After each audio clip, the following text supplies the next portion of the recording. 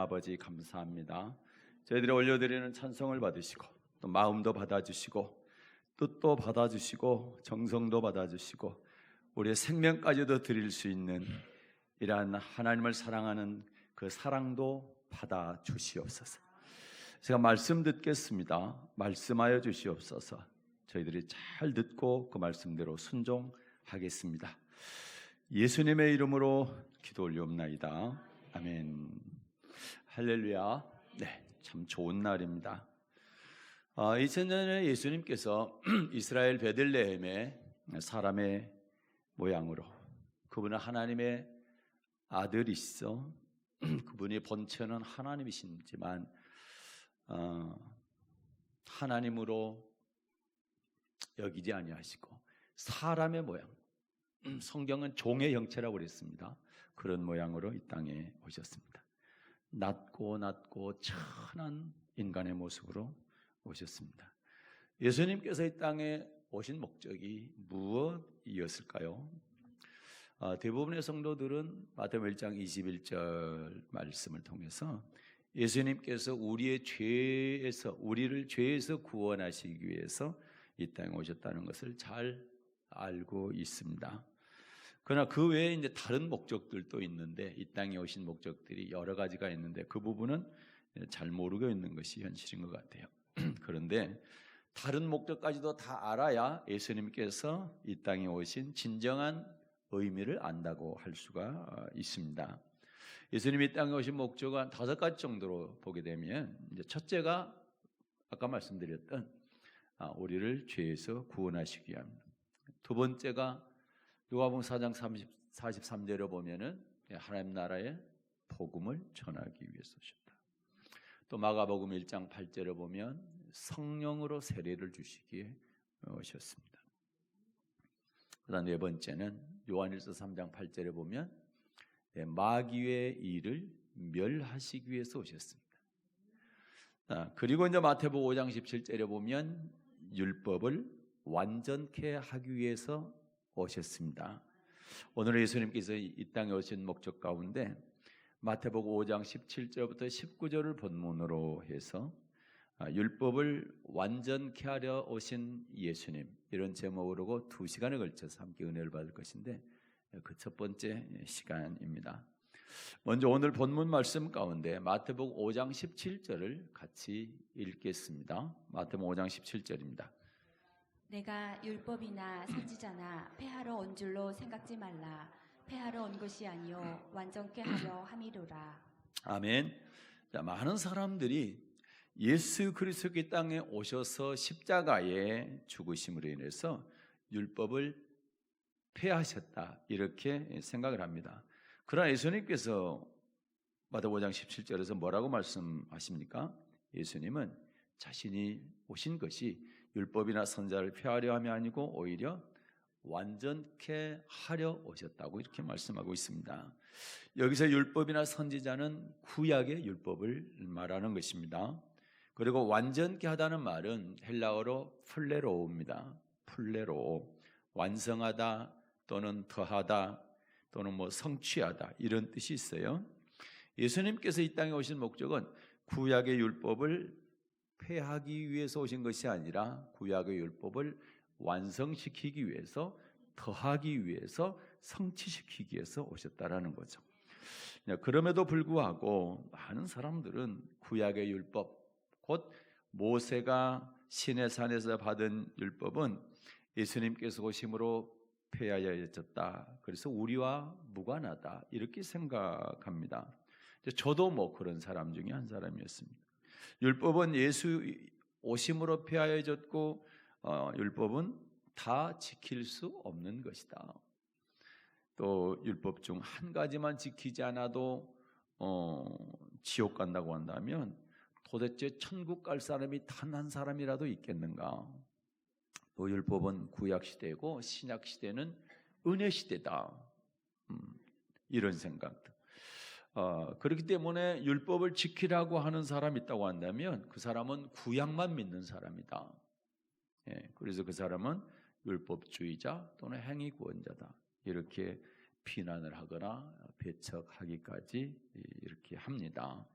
자, 왜 그럴까요? 그 이유는 율법에 대한 정확한 이해가 부족하기 때문에, 또 그래서 이제 오해를 하고 있기 때문에 그렇습니다. 저도 처음에 율법에 대해 잘 모를 때는 똑같은 오해를 했던 것이 사실입니다. 그래서 율법에 대한 오해를 풀고 정확하게 이제 이해하기 위해서는 이 율법이라고 하는 이 단어, 율법이라고 하는 이 단어를 세 가지의 의미로 나누어서 보게 되게 되면 오해가 풀리고 정확하게 이해할 수가 있습니다. 아주 쉽게 이해가 됩니다. 세 가지로 나눠보게 되면 첫째는 원죄 율법입니다. 원죄 율법, 죄의 율법이라고도 하고요. 첫사람 아담이 죄를 지었죠. 우리 인류의 최초 하나님께서 직접 흙으로 만드시고 코에 생기를 불어넣은 그 사람이 아담입니다. 첫사람 아담이 처음으로 죄를 짓게 됐을 때 그의 죄가 원죄입니다. 그리고 아담 이후에 모든 사람은 그 원죄를 가지고 태어납니다. 그 아담의 죄가 그 후손들에게 전가가 됐다는 그런 이야기입니다. 이 죄가 원죄고, 원죄, 죄의 싹스 뭡니까? 사망입니다. 죽음입니다. 천국적으로 표현하면 죄의 대가는 지옥이라는 그런 얘기죠. 그래서 갈라디아서 3장에 보게 되면 이 원죄 율법을 몽학선생 율법이라 합니다. 몽학선생. 그래서 이 원죄는 사람이 어떤 사람도 해결할 수가 없습니다. 풀 수가 없어요. 이 없앨 수가 없어요. 그러나 딱 한 분이 이 원죄를 없앨 수 있는 분이 계신데 그분이 예수 그리스도입니다. 예수님을 믿게 되면 이 원죄는 사라지게 됩니다. 몽학 선생이라는 얘기는 예수님께로 인도한다라는 거. 원죄 때문에 지옥 가야 되는데 지옥 가지 않는 길은 예수님을 믿는 거다. 그래서 예수님께로 인도한다 해서 몽학 선생이라 합니다. 이 율법입니다.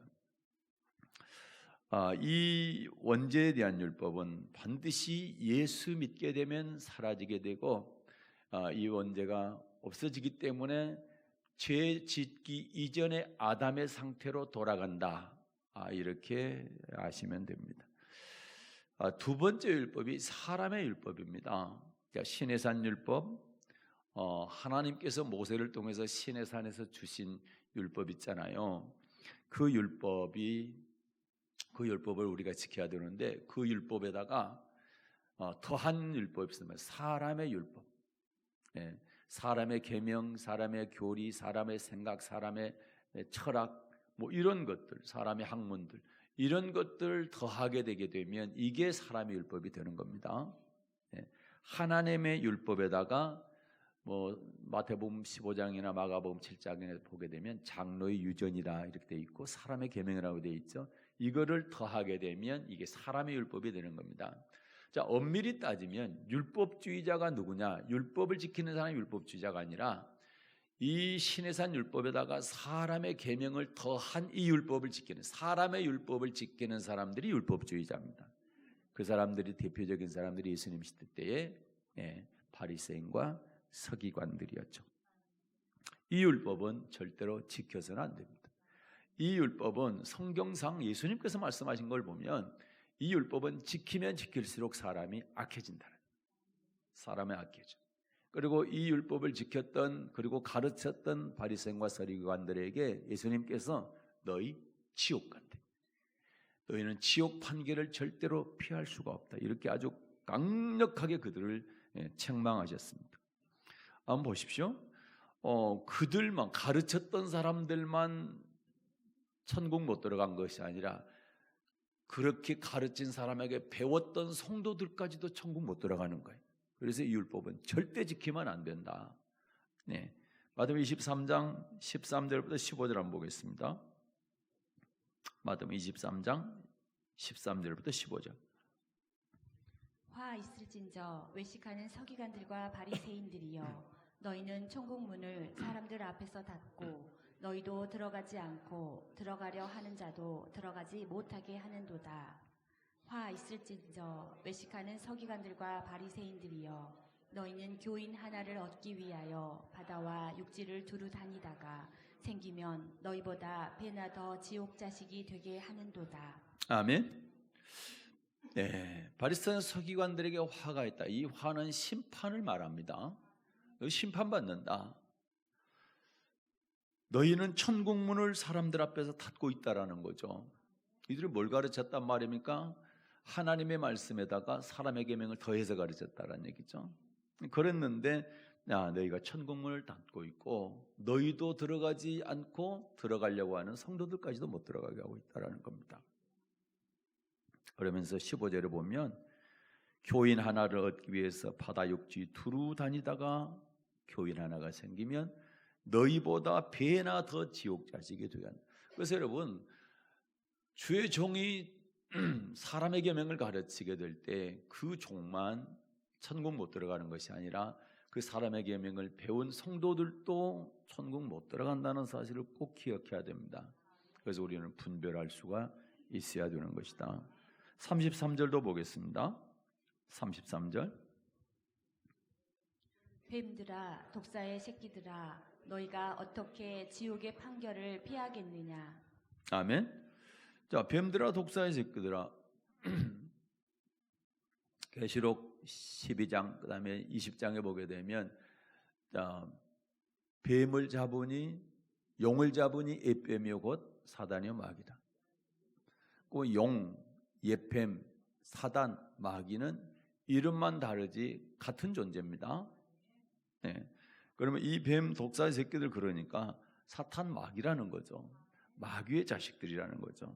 그러니까 여러분, 하나님의 말씀을 받는다고 하는 사람들이 그 위에다가 사람의 계명을 받게 되면 마귀의 자녀가 되는 거예요.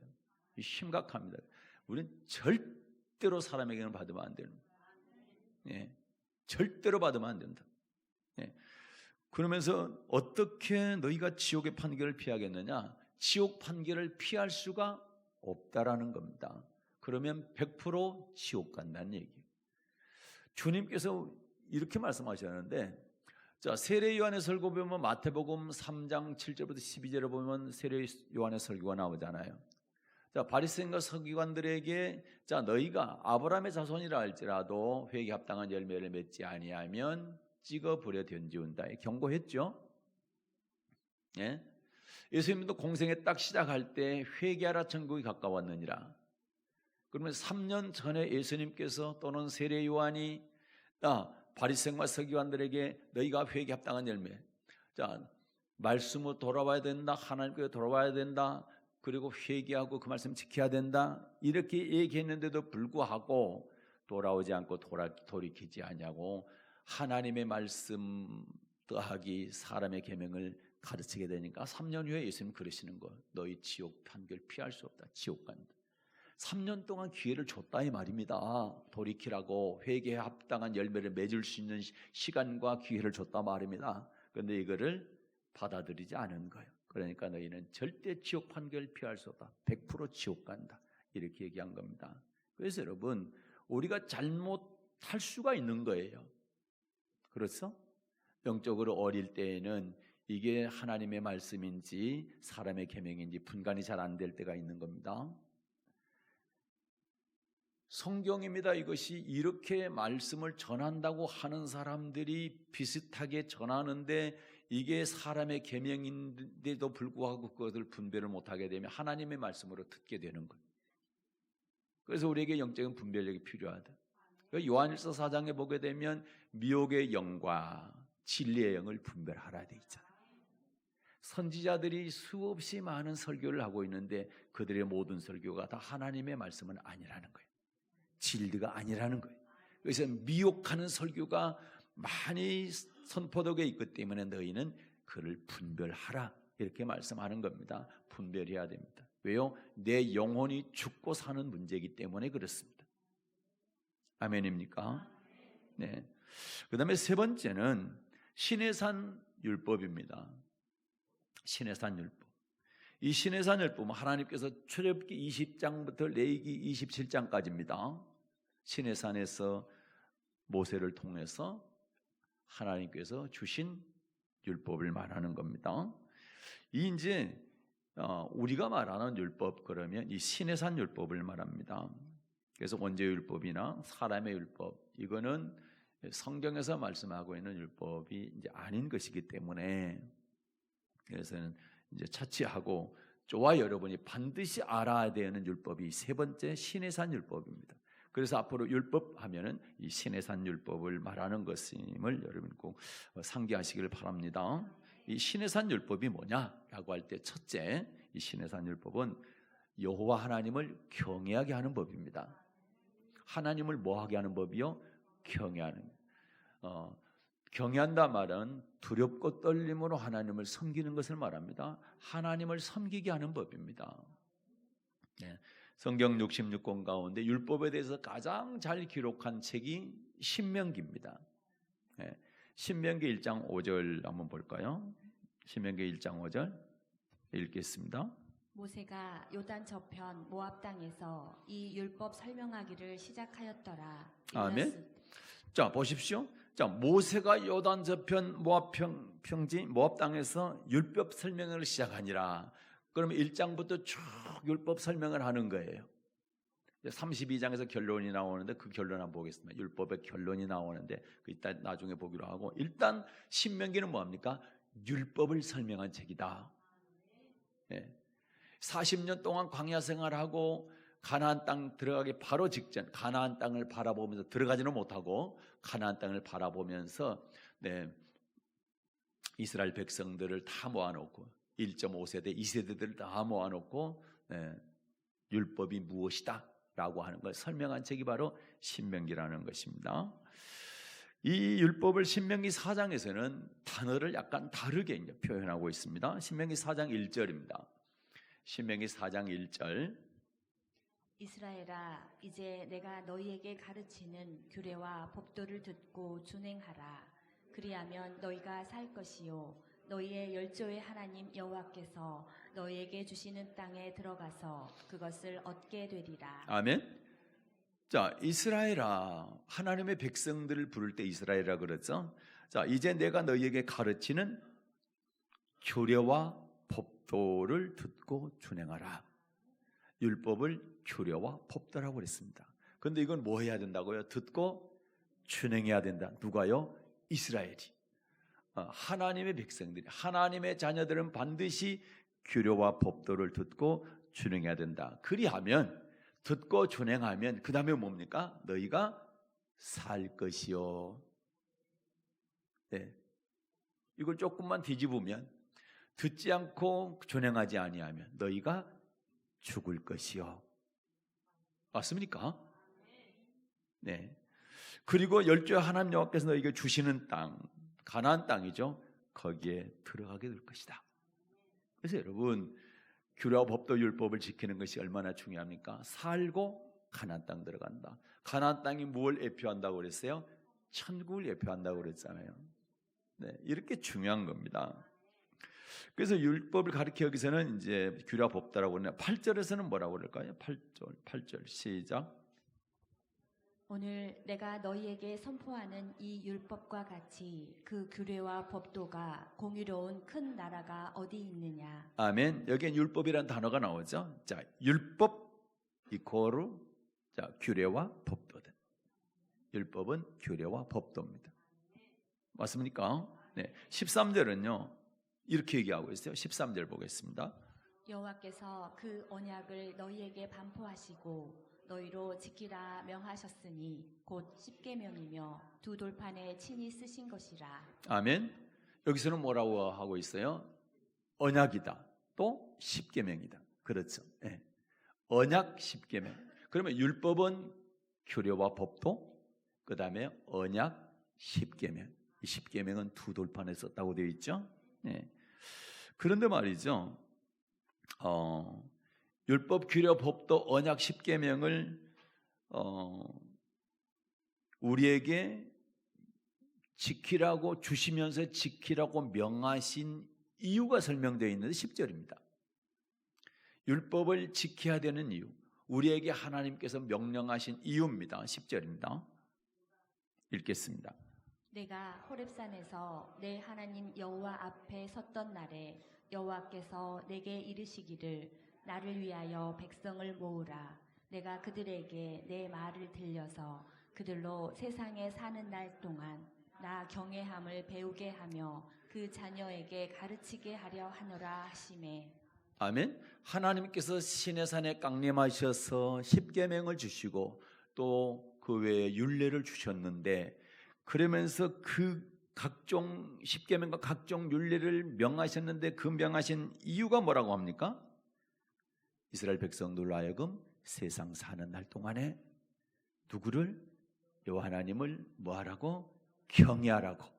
그리고 자녀들에게 뭐하라고요? 그거를 가르치라고요. 가르치라고. 그러니까 율법은 뭡니까? 하나님을 경외하는 법이라는 거죠. 이거는 본인들이 반드시 율법을 알고 행해야 될 뿐만 아니라 자녀들에게도 반드시 가르쳐야 되는 겁니다. 네. 율법은 하나님을 경외하는 법이다. 자, 신명기 6장 한번 볼까요?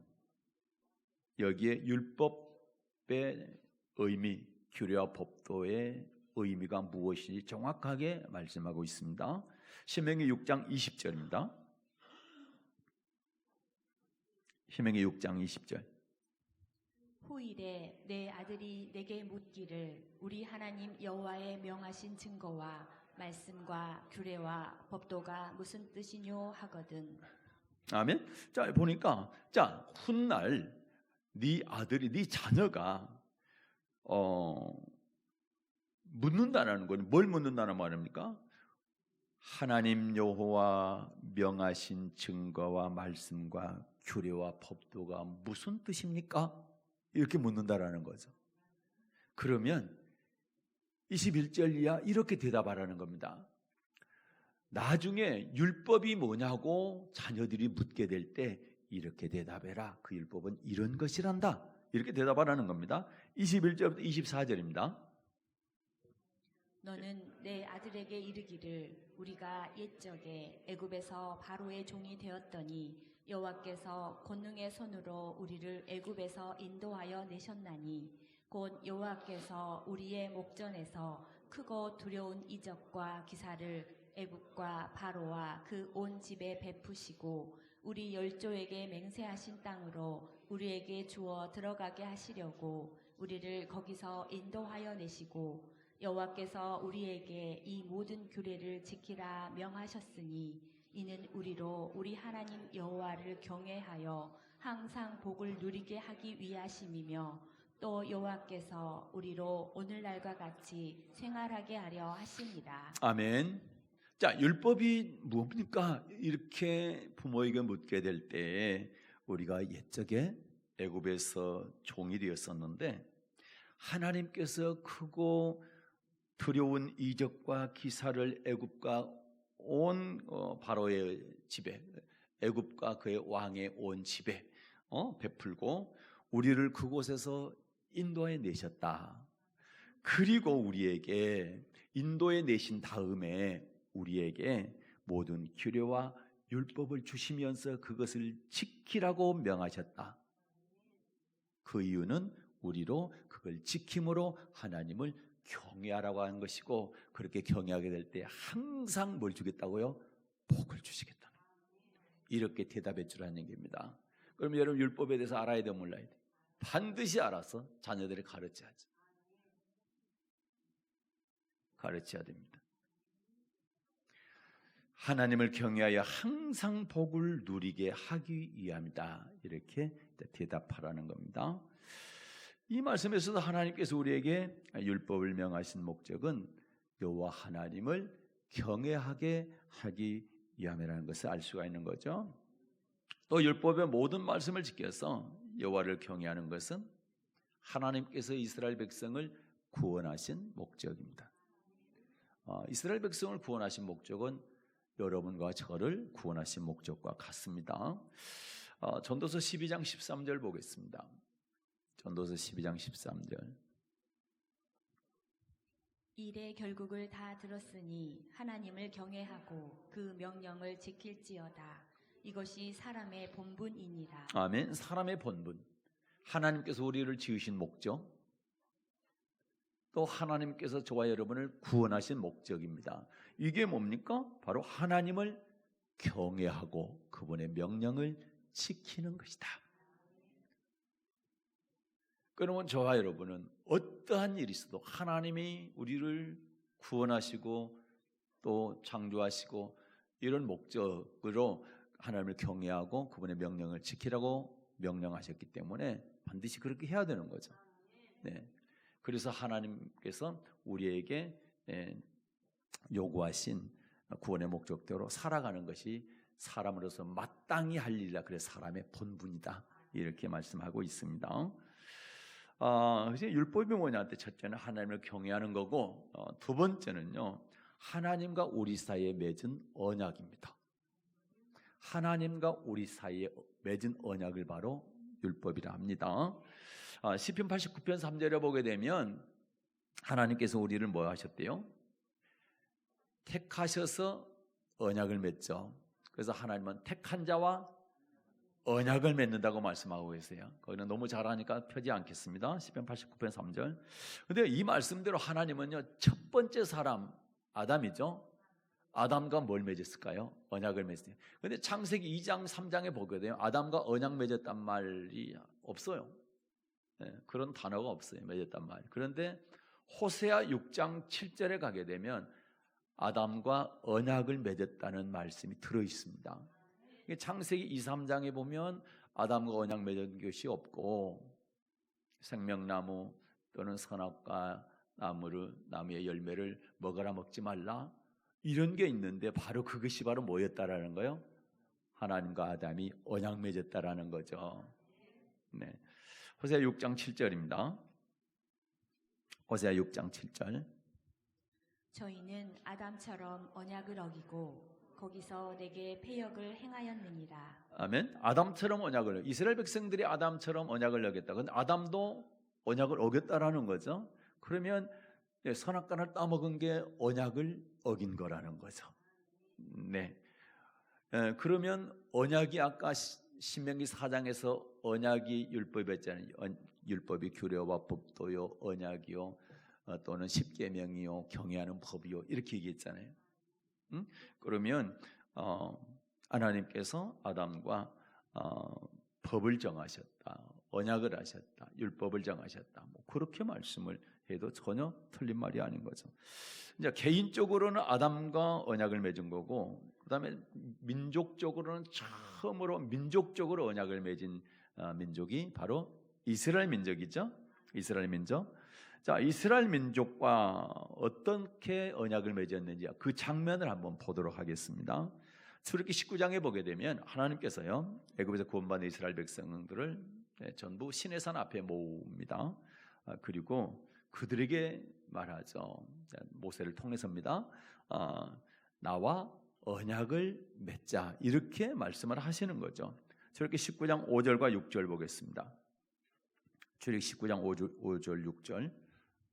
세계가 다 내게 속하였나니 너희가 내 말을 잘 듣고 내 언약을 지키면 너희는 열국 중에서 내 소유가 되겠고 너희가 내게 대하여 제사장 나라가 되며 거룩한 백성이 되리라.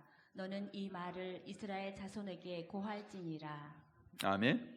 자, 온 세계가 다 내게 속했다. 온 세계는 내가 다 주관하고 이끌어간다라는 거죠.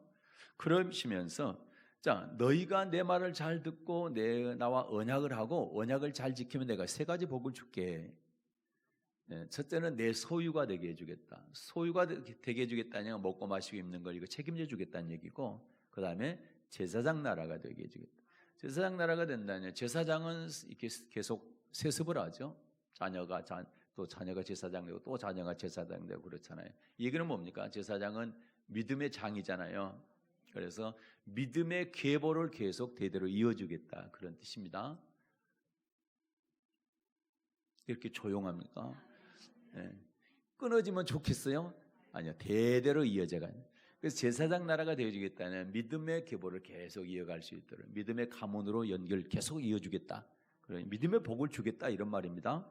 세 번째, 거룩한 백성. 거룩한 백성은 거룩한 하나님이 계신 거룩한 나라에 거룩한 백성이 들어갑니다. 그래서 거룩한 백성 만들어서 거룩한 천국에 내가 데려가겠다 이런 뜻이죠. 이 세 가지 약속을 하신 겁니다. 자, 그러자 이스라엘 백성들이 뭐라고 대답했어요? 7, 8절입니다. 이렇게 대답을 했습니다. 7, 8절. 모세가 와서 백성의 장로들을 불러 여호와께서 자기에게 명하신 그 모든 말씀을 그 앞에 진술하니 백성이 일제히 응답하여 가로되 여호와의 명하신 대로 우리가 다 행하리이다. 모세가 백성의 말로 여호와께 회복하매. 아멘. 모세가 백성들이 하나님의 말씀을 그대로 전했더니 어떻습니까? 백성들이 그 말을 듣고 일제입니다. 일제히 다 전부 다 뭐라고 합니까? 여호와의 명하신 대로 우리가 다 행하겠습니다. 하나님과 언약하고 언약대로 다 행하겠습니다. 지키겠습니다. 이렇게 대답을 하죠. 그러자 이제 출애굽기 20장에서 하나님께서 시내산에 강림하셔서 십계명을 주신 겁니다. 그리고 21장부터 23장까지는 각종 율례를 주시죠. 그리고 나서 이제 24장에서 뭐 합니까? 언약을 합니다. 이스라엘 백성들과 언약. 24장 한번 볼까요? 8절입니다. 24장 8절. 출애굽기 24장 8절입니다. 모세가 그 피를 취하여 백성에게 뿌려 가로되 이는 여호와께서 이 모든 말씀에 대하여 너희와 세우신 언약의 피니라. 아멘. 이 피는 예수님의 피가 아니고요, 언약의 피입니다. 네, 언약의 피. 언약을 지키면 생명을 얻고 언약을 지키지 않으면 생명을 잃는다. 구약에서 피는 생명을 의미하죠. 네. 그 언약의 피입니다. 반드시 지키고 세 가지 복을 받겠습니다입니다. 그런데 성경은요, 이 언약이 모세를 쫓아서 출애굽한 이스라엘 백성들 1세대뿐만 아니라 2세대, 그리고 지금 그리고 우리의 후손들까지, 예수님 재림하기 전까지 거기까지 다 적용된다. 이렇게 말씀하고 있어요. 신명기 29장 14, 15절입니다. 신명기 29장 14, 15절. 내가 이 언약과 맹세를 너희에게만 세우는 것이 아니라 오늘날 우리 하나님 여호와 앞에서 우리와 함께 여기 선 자와 오늘날 우리와 함께 여기 있지 아니한 자에게까지니. 아멘. 우리와 함께 여기 선 자와, 지금 듣고 있는 사람들이죠. 오늘날 우리와 함께 여기 있지 아니한 자에게까지입니다. 그 후손들까지 다 포함된다라는 거죠. 네. 그러면 저와 여러분도 율법을 알아야 되겠죠. 또 하나님과 언약을 맺게 되고 그 언약을 지켜야 되겠죠. 그러면 세 가지 복이 우리에게 임하겠죠. 네. 자, 율법이 무엇인가? 세 번째는요, 율법은 생명입니다. 영생을 주는 법이다. 모세가 이제 모압 평지에 율법 설명하기를 마친 후에 이스라엘 백성들에게 율법에 대한 결론을 이렇게 내리는 겁니다. 어떻게 내리는가 보십시오. 아까 1장 5절에서 율법 설명을 시작하니라 계속 설명했습니다. 32장까지 왔어요. 32장에서 이렇게 설명하는 겁니다. 결론을. 46, 47절입니다. 46, 47절.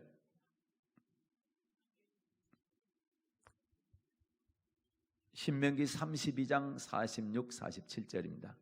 그들에게 이르되 내가 오늘날 너희에게 증거한 모든 말을 너희 마음에 두고 너희 자녀에게 명하여 이 율법의 모든 말씀을 지켜 행하게 하라.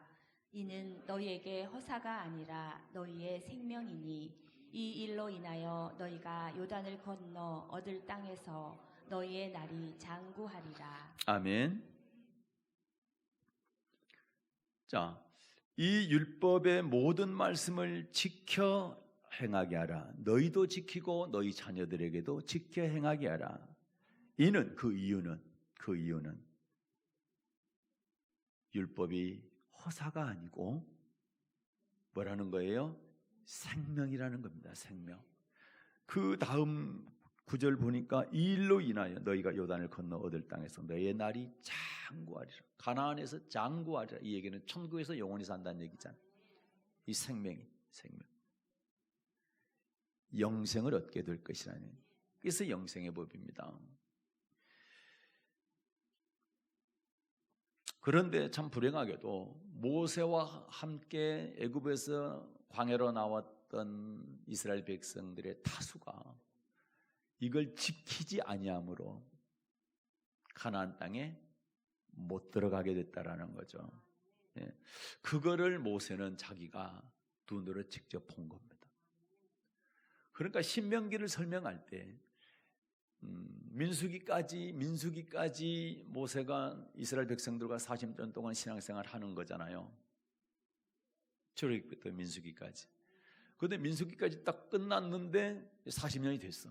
그리고 가나안 땅에 들어가야 하는데 모압 평지에서 이스라엘 백성 다 모아놓고 자기가 직접 이 언약 율법을 지키지 아니함으로 너희 아버지 할아버지가 이 광에서 거의 다 죽었다 멸망당했다 라면서 율법은 허사가 아니고 생명 얻는 법이기 때문에 너희가 반드시 들어가서 지켜야 된다. 반드시 지켜야 된다. 그러니까 얼마나 마음이 찢어지는 마음으로 이 율법 설명을 했겠냐 이 말이에요. 이거 안 지켜가지고 너희 조상들이 여기서 다 멸망을 당했는데 너희는 반드시 지켜야 된다. 정말 피눈물 나게 설명을 했지 않겠습니까? 신약성경 요한복음 6장에서도 예수님께서요 이 하나님의 말씀을요 생명이라고 그랬어요. 생명. 요한복음 6장 63절입니다. 요한복음 6장 63절 읽겠습니다. 살리는 것은 영이니 육은 무익하니라. 내가 너희에게 이른 말이 영이요 생명이라. 아멘. 예. 내가 너희에게 이른 말이 영이요 그 다음에 생명이다. 예수님께서 하신 말씀이 생명이라는 겁니다. 생명의 말씀인 거예요. 예수님이 하신 말씀은 요한복음 12장 48절 이하에 보게 되면 어떻습니까? 자기 자의로 하지 않으셨죠? 아버지 말씀을 그대로 받아서 전했죠? 그럼 예수님의 말씀은 하나님 말씀이죠. 그런데 율법이 어떻습니까? 신의 산에서 하나님께서 주신 말씀이잖아요. 그래서 허사가 아니고 생명이다. 예수님도 내가 너에게 이른 말이 바로 영이요 생명이다. 같은 말씀인 겁니다. 예. 그러니까 이 생명의 말씀을 폐할 수가 없는 거예요. 오히려 완전케 하려 오신 거죠. 자, 율법이 뭐냐? 네 번째 마지막으로 율법은 사랑입니다. 사랑. 아주 중요합니다. 사랑입니다. 사랑. 우리는 율법 그러면 엄하고 딱딱하고 뭐 지키기 어렵고 뭐 전부 그렇게 생각하는데 율법 전체를 딱 뭉뚱그려 한 단어로 표현하십시오 하면 사랑인 겁니다. 그걸 조금만 더 세분화시켜 주십시오. 둘로 나눠 주십시오. 그러면 하나님 사랑, 이웃 사랑. 이게 율법입니다. 그래서 율법의 본질이 뭐냐? 사랑입니다. 하나님 사랑하는 거, 그 다음에 사람을 사랑하는 거. 10계명을 둘로 딱 나누니까 두 돌판이죠. 한 돌판에는 뭡니까? 하나님 사랑하라. 그게 1계명부터 4계명. 또 한쪽 판에는 뭡니까? 5계명부터 10계명까지. 사람을 사랑하라. 이게 10계명. 사랑이 성경 전체의 핵심이고 10계명의 핵심도 바로 사랑입니다. 네. 자, 보십시오. 자, 누가복음 10장 25절부터 28절입니다. 누가복음 10장 25절부터 28절. 어떤 율법사가 일어나 예수를 시험하여 가로되 선생님 내가 무엇을 하여야 영생을 얻으리이까? 예수께서 이르시되 율법에 무엇이라 기록되었으며 내가 어떻게 읽느냐? 대답하여 가로되 내 마음을 다하며 목숨을 다하며 힘을 다하며 뜻을 다하여 주 너의 하나님을 사랑하고 또한 내 이웃을 내 몸과 같이 사랑하라 하였나이다. 예수께서 이르시되 내 대답이 옳도다. 이를 행하라. 그러면 살리라 하시니. 아멘. 자, 어떤 율법사가 예수님께 물었습니다. 자, 선생님, 내가 무엇을 하여야 영생을 얻겠습니까? 영생에 대해서 물었습니다. 중요합니까? 안 중요합니까? 아주 중요해요. 다른 거 다 몰라도 우리가 영생 얻는 그 길은 알아야 될 거 아니에요. 영생 얻는 법은 알아야 돼요. 그건 물어봤잖아요. 아주 중요한 거, 제일 중요한 거 물어본 거죠. 선생님, 어떻게 해야 내가 영생 얻습니까? 그랬더니 뭐라고 말씀하셨어요? 그래? 너 율법사 아니냐? 그러면 율법에 어떻게 해야 영생 얻는다고 너 기록되어 있든? 그럼 너는 어떻게 읽었냐 여태까지? 그랬더니 뭐라고 그래요? 마음을 다하고 목숨을 다하고 뜻을 다하고 힘을 다해서 하나님 사랑하고요, 또 이웃을 내 몸처럼 사랑하라고 했습니다. 그랬더니 주는 뭐라고 그래요? 내 대답이 옳도다. 이를 행하랍니다. 그래, 네 대답이 맞아. 네 말이 맞아. 그걸 행해라. 행하라는 얘기는 너 하나님 사랑하고 내 이웃 사랑해라. 그러면 너 영생 얻는다.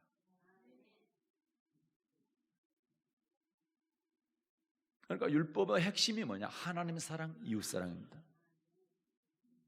그렇게 할 때 영생 얻게 된다. 자, 바울 사도가 이걸 너무 잘 알았어요. 그래서요, 자, 로마서 13장입니다.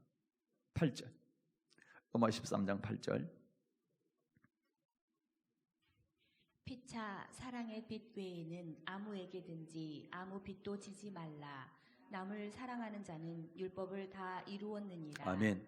자, 남을 사랑하는 율법을 다 이루었다. 율법을 다 이루었다.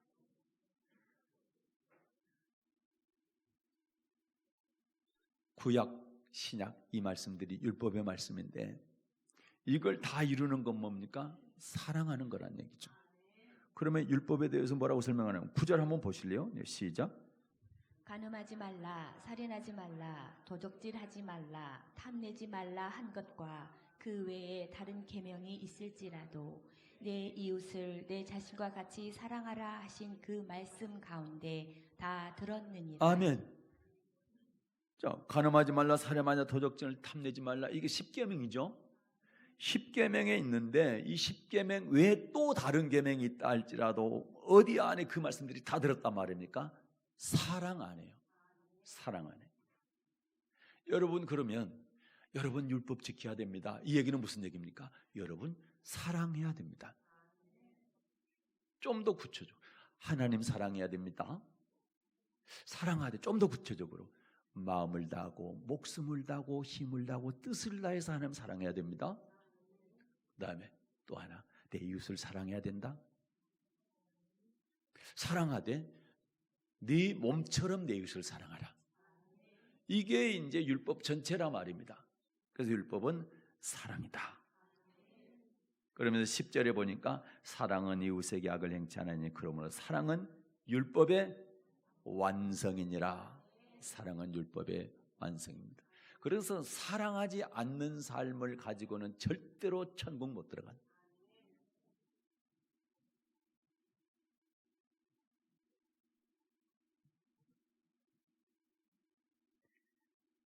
그래서 저와 여러분은 신앙생활이 뭐냐? 사랑하는 삶입니다. 하나님을 사랑하고 이웃을 사랑하며 살아가는 것이 신앙생활이다. 율법 지키는 것이 뭐냐? 하나님 사랑하고 이웃 사랑하는 그 율법을 지키는 겁니다. 사랑은 율법의 완성이다. 그래서 사랑하는 삶만 살면 율법 다 지키는 거예요. 그 율법 못 지킨다는 뜻은 무슨 의미입니까? 나는 사랑할 수 없습니다. 나 사랑하지 않습니다. 율법 지킬 수 없다 얘기는 사랑하지 마라. 그 얘기는 똑같아요. 율법 폐했다 그 얘기는 사랑 안 해도 돼 그 얘기잖아요. 얼마나 심각한 얘기입니까?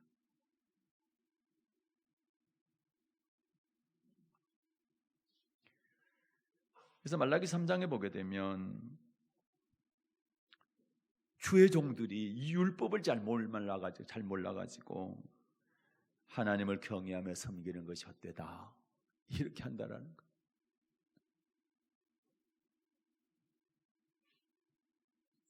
하나님께서는요 그 주의 종들에게 뭐라고 합니까? 너희가 완악한 말을 가지고 나를 대적하고 있다. 아주 나쁜 말, 못된 말 가지고 나를 대적하고 있다. 그래서 여러분 율법 지킬 수 없다, 율법 폐했다, 율법 안 지켜도 된다 이렇게 하는 것은요 그렇게 가르치는 것은 완악한 말로, 아주 나쁜 말로 하나님을 대적하는 것이 되는 겁니다. 시간이 없어서 그건 찾아보지 않겠습니다. 말라기 3장 잘 읽어보십시오. 그런데 가장 문제는 뭐냐? 그렇게 가르치는 제사장들이, 죄종들이 자기가 무슨 안악한 말로 하나님을 대적하는지조차도 모르고 있는 것이 큰 문제인 거죠. 옳다고만 생각하니까. 그러니까 말씀을 주면 아멘하고 받아들이고 고치면 너무너무 쉽고 너무 간단한데, 하나님의 기쁨이 될 건데 그거를 고집하고 고집을 안 꺾는 거예요. 받아들이지 않는 거예요. 회개도 안 해. 바꾸지도 않아. 그러면 본인도 죽고 성도들도 같이 죽는다. 그래서 율법을 폐했다, 율법 지킬 수 없다, 지킬 필요 없다, 이렇게 말하는 것은 하나님을 대적하는 완악한 말인 줄로 여러분 꼭 믿으시길 바라고, 반드시 아시기를 바라고, 그런 말을 입 밖에 꺼낼 생각도 말고 생각도 하지 않으시기를. 율법은 우리에게 영생을 주는 법이다. 율법의 내용은 사랑이다. 꼭 기억하셔서 율법의 말씀 잘 따라갈 수 있기를 바랍니다. 그러면 여러분은 오늘 말씀처럼 율법을 잘 지키는 사람이 되셔서 이 땅에서 하나님께 주시는 복을 받을 뿐만 아니라 저 가나안 땅, 천국에 다 들어가는 여러분 되시기를 축복합니다. 오늘 저는 하나님 아버지 감사합니다. 믿음으로 말씀 받습니다. 하나님 말씀이 때문에 그렇습니다. 사람의 말이라면 절대 들어서는 안 됩니다. 그러나 하나님의 말씀이라면 목숨 걸고 들어야 되고, 이 말씀 지키게 될 때 하나님의 소유가 되고 제사장 나라 믿음의 교보를 하나님께 계속 이어가게 해주시고, 그리고 거룩한 백성, 천국 백성 되게 해주실 줄로 믿습니다. 이러한 복을 다 받아 누리는 우리 사랑연합교회 성도들 되게 하여 주옵소서. 예수님의 이름으로 기도 올리옵나이다. 아멘.